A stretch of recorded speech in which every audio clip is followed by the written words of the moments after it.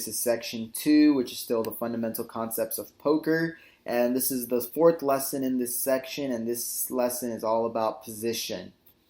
So to start off, what is position in poker? Position refers to the order in which the players are sitting around the table, and the position, just to keep in mind, changes every single hand. So as you can see from this chart up here, this is a very helpful chart. The people that are first to act, basically, so if you're the first person to act pre-flop after you get your cards, you have to decide on whether calling, folding, or raising. You're considered under the gun, which is also known as early position. So the first 3 seats on a full 10-seater is considered under the gun. The next 3 to act are considered middle position. The following 2 after that are considered late position. And the very, very last 2 are the big blind and the small blind. So before we discuss how to play in position, here are 4 of the biggest reasons that you need to play in position.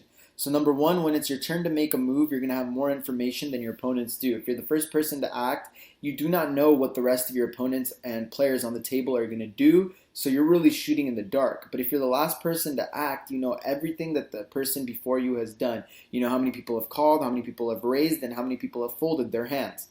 Number 2, position gives you something known as bluff equity, which basically means that you have simple, cheap, and effective opportunities to bluff.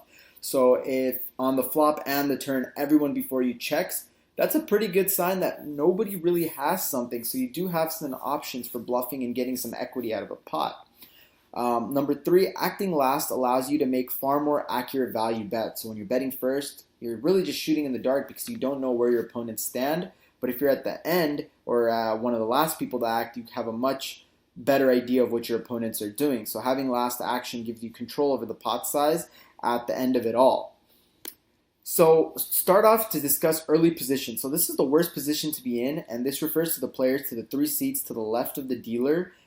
These guys are the ones that are said to be sitting in early position. So you're going to have to act first without knowing what everyone else is going to be doing. And since you have to decide to fold, call, or raise without getting information on other players, you should only be playing the best hands. And later on in this course, I'm going to talk about what hands to play in early position, what hands to play in middle position, what hands to play in late position. So do not worry. Just keep in mind about position, understand position, the concept of it, and how it works. And I'll definitely fill you guys in terms of how to play your hands specifically based on position.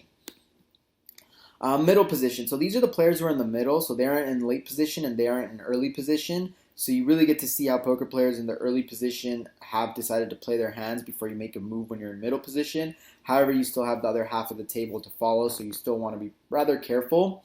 You can play a bit looser in middle position than you would typically in the earlier position, but you still want to be fairly cautious because you do have half the table still left to act after you. Late position. So the best position to be in is in late position, which is known as the dealer button, and the players to the right of them. So being in late position gives you the information on how the hand is going, and you've seen what the majority of the table has done before you have to make your move. So if nobody has bet or increased the pot, the players in the late position might win the pot by increasing the pot, betting in a larger amount, or whatever the case is, and you can typically be a lot more aggressive in late position based on what your players and opponents have done before this position. Lastly, the dealer button.